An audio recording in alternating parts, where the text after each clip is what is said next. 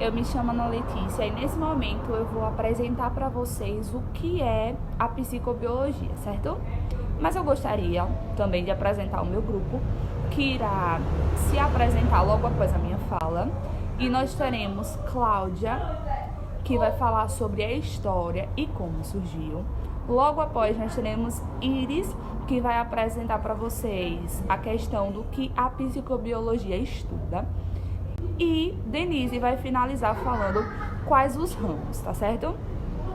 Então, vou iniciar com a minha fala sobre o que é a psicobiologia, tá certo? Se eu te perguntasse o que é a psicobiologia, você saberia me responder? Pois bem, a psicobiologia é a psicologia biológica, que também é conhecida como a neurociência do comportamento, tá certo? Psicobiologia ou biopsicologia, não importa se as palavras estão invertidas, a aplicação dos princípios da biologia para o estudo dos aspectos fisiológico, genético e dos mecanismos do desenvolvimento que vão afetar o comportamento dos seres humanos e de outros animais. Ou seja, resumindo tudo, psicobiologia ela vai aplicar exatamente os critérios e noções da biologia no estudo do comportamento dos seres humanos e dos animais.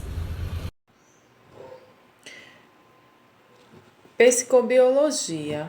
O Hipócrates e Alckmin de Croton, na Grécia Antiga, século V e século VI a.C., foram os primeiros a postular que o cérebro era o órgão responsável por coordenar as ações do ser humano.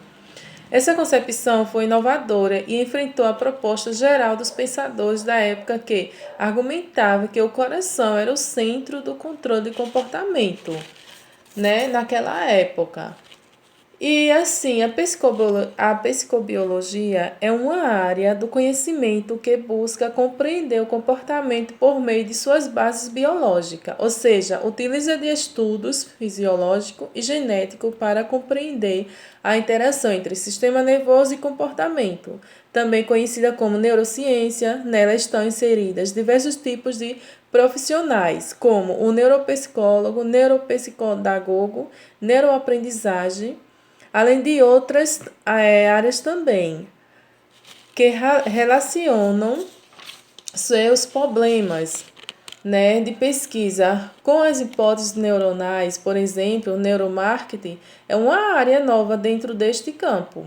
As neurociências estão crescendo bastante com o avanço da tecnologia. Foram criados equipamentos que permitem mapear o cérebro e verificar suas áreas ativas ou comprometidas, facilitando o diagnóstico do paciente, né? Nas áreas da psicobiologia, são muitas áreas que, assim, vocês vão ver um pouco que nós vamos falar aqui, tanto eu como as minhas colegas, daqui a pouco.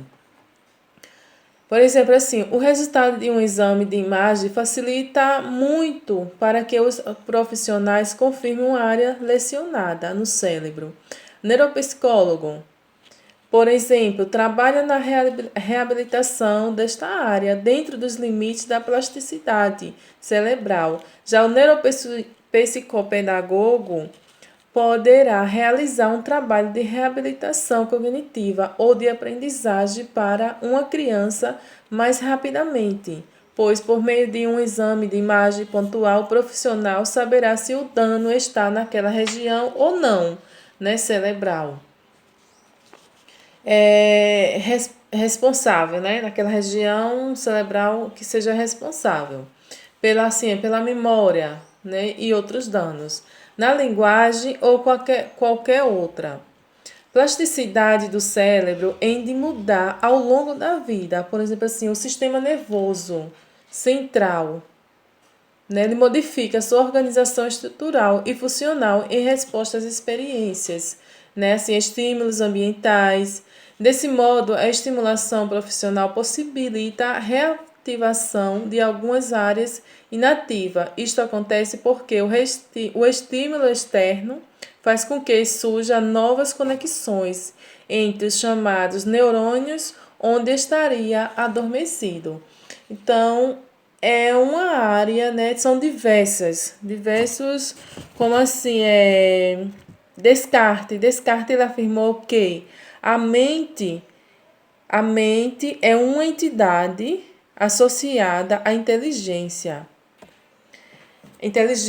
emoções e memória, atribuindo apenas características dos seres humanos. Isso foi um pouco da psicobiologia. Agora as colegas também irão falar sobre a psicobiologia.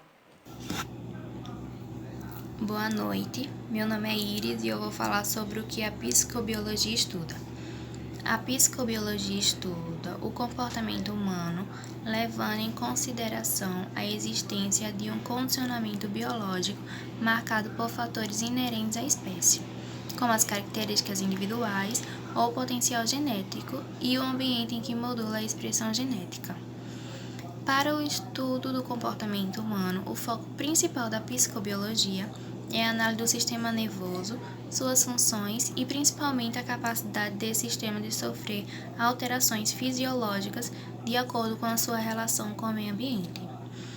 Outros assuntos que também são objetos de estudo da psicobiologia é a aquisição de linguagem, habilidade motora, desenvolvimento emocional, personalidade, mudança social e formação de identidade.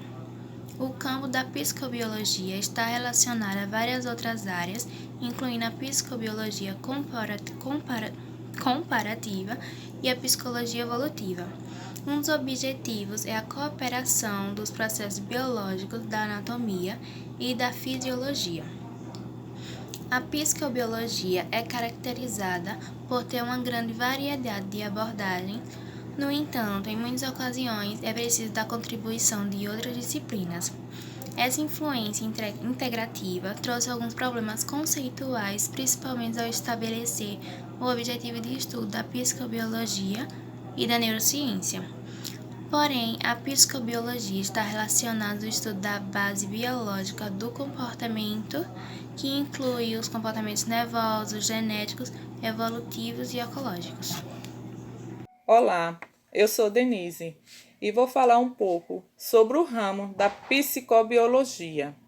É o estudo do processo fisiológico, atividades neuronal, metabolismo, fluxo sanguíneo, autorregulação, que estão relacionados à vida e ao comportamento psíquico do ser humano, levando em consideração a existência de um condicionamento biológico, marcado por fatores inerentes à espécie como características individuais ou potencial genético.